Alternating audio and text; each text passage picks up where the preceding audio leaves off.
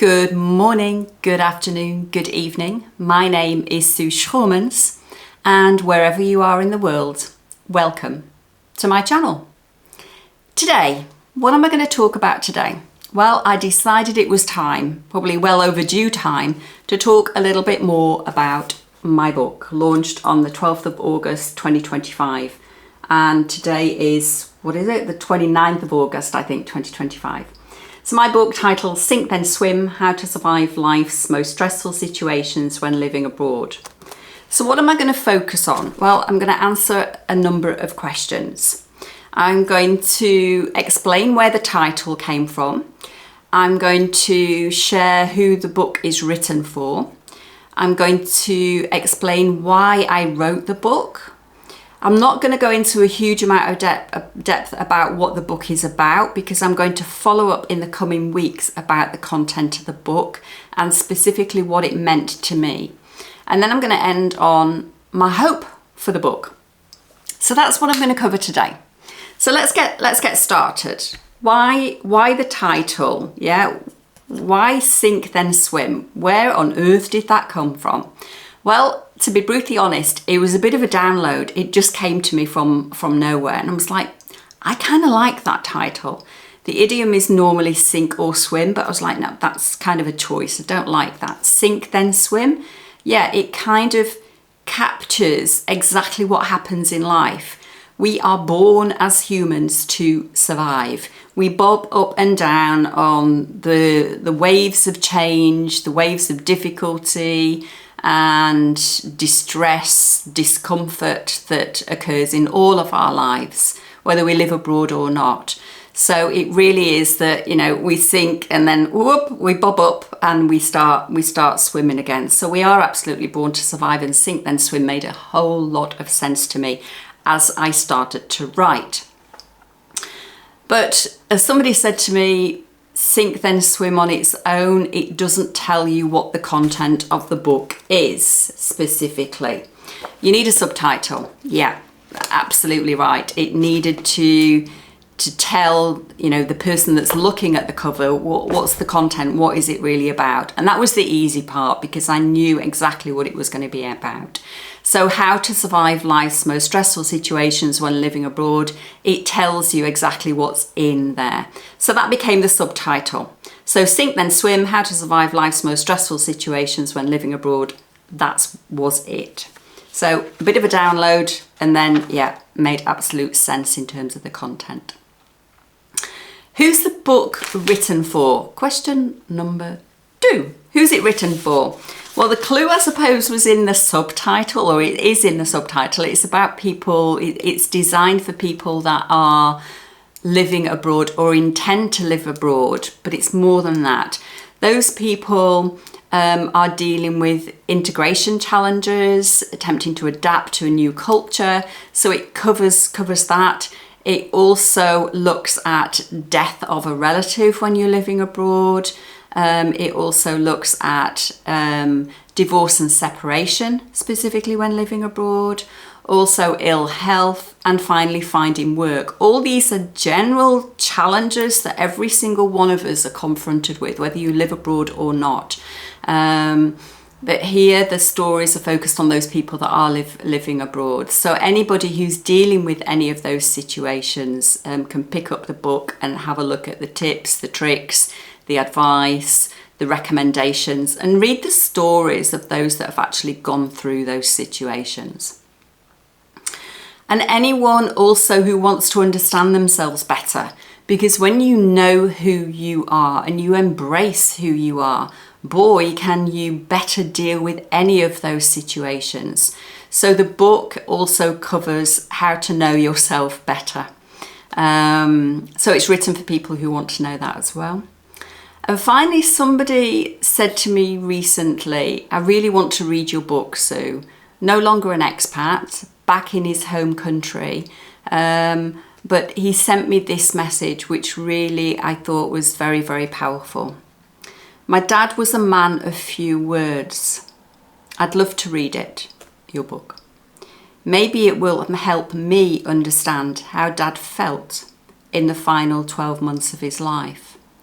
So that to me said, okay, the book is not just about people who are living abroad, but it's also about people who are relatives, family, friends, colleagues, etc., who know somebody who's going through this situation and can better help or understand how they're dealing with and what they're actually dealing with in those situations. The other thing that's come to light over recent weeks is that many people have bought the book, and thank you if you're one of those. Thank you very much for doing so. But there are people out there that have bought the book that don't even live abroad, that have never lived abroad, but they're curious. And as I just mentioned, these situations, death of a relative, divorce, separation, ill health, finding work, are all challenges that we all face in life. So whether you live abroad or not, there's some takeaways in here for you. So that's who it's written for. Primarily for people living abroad, but it can be those that aren't. Next, why I wrote the book. How did it come about? Yeah. Writing a book has been a long overdue dream. I wanted to write a book very early in my life. I was just finding the content, what it was going to be, but maybe that seed was there to wait, if you like, to start to grow until the timing was right. And the timing became perfect, if you like, after the second diagnosis of cancer. It was that gift that kept giving and shaking me up and rocking my world and saying, you know, Sue, time's running out, get on, write that book.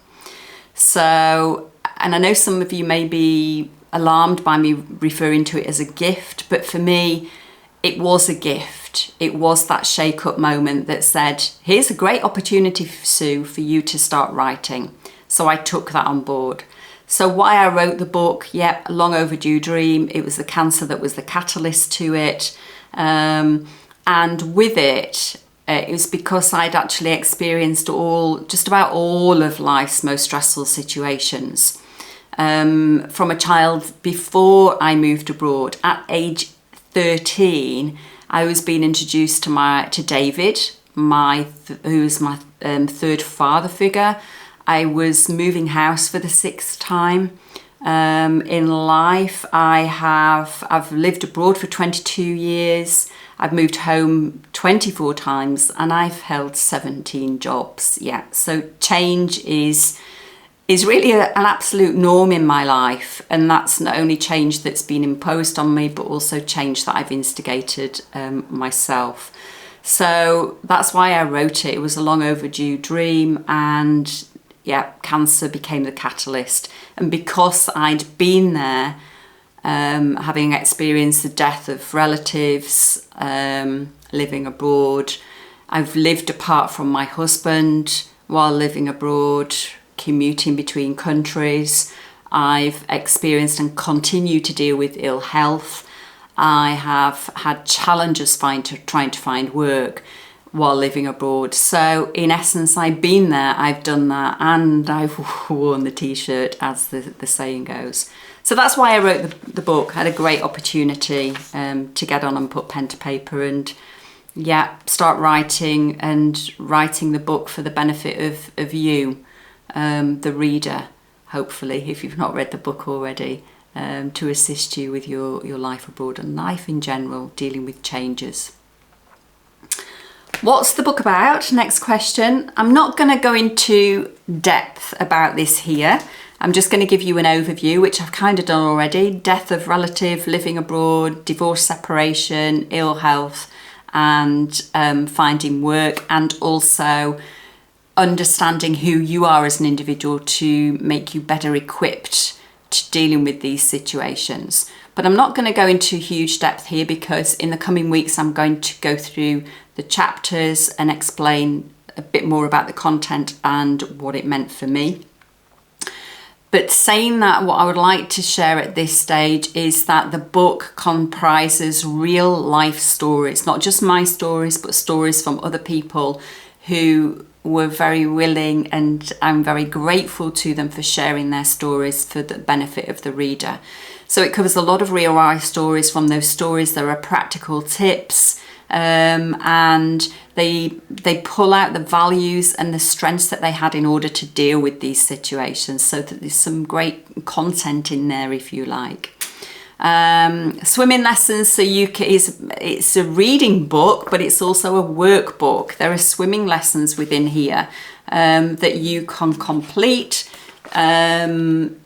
Yeah, here's an example of one that you can complete, so that you are learning not only what's in the chapter, but applying it into your own life as well.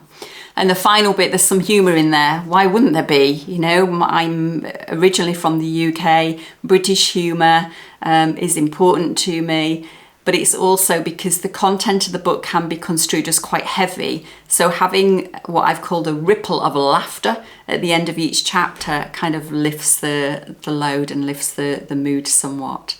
So that's what the book is about in terms of the content, how it's made up. And finally, question: what's my hope? What's my desire for the book? Yeah. My hope for Sink Then Swim, How to Survive Life's Most Stressful Situations When Living Abroad, is that it becomes the go-to survival guide for people who are living abroad, who intend to live abroad, and who are dealing with those most stressful situations, and who really want to get to know who they are, who you are, to become better equipped to deal with those situations. I want the book to be able to ease the pain that comes about from these situations, the distress, the discomfort. I want it to be able to show you the way, how to deal with these situations. And I would like it to enable you to embrace a mindset of I can and I am able to deal with these situations. And I suppose with that, the end quote in my book, she says, as she finds the page, my final message here is: you can and will survive life's most stressful situations when living abroad. Embrace these challenges as opportunities from which to learn and grow, knowing that first you sink and then you swim. So that's a bit of an overview about my book. Hope you enjoyed that. Thanks for listening today. Please like, comment, share, subscribe.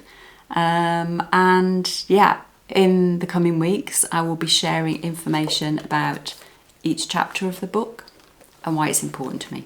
So stay tuned. But for now, I wish you a great day, and thanks again for joining. Bye for now.